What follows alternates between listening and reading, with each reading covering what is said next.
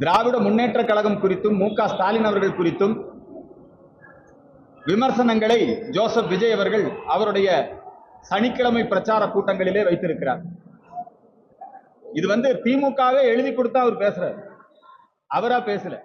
ஏற்கனவே திமுக எழுதி கொடுத்து தான் கடந்த தேர்தலில் மக்கள் நீதி மையத்தினுடைய தலைவர் கமலஹாசன் பேசினார். அவர் கையில் இருக்கிற பேட்டரியை வச்சு, டார்ச் லைட்டை வச்சு டிவியே உடைச்சாரு. கருணாநிதி குடும்பத்தை இதை விட அதிகமா விமர்சனம் பண்ணாரு. அது திமுகவோட ஏற்பாடு தான்.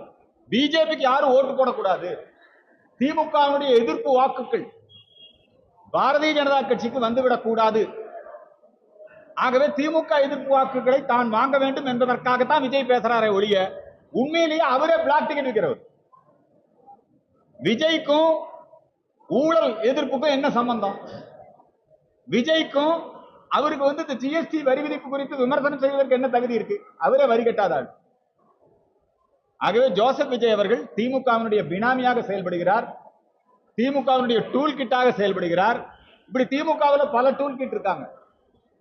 அதுல ஒரு ஆளு தான் அலெக்சாண்டர் அப்படின்னு ஒருத்தர், ஒரு ஸ்டாண்ட் அப் காமெடியன்.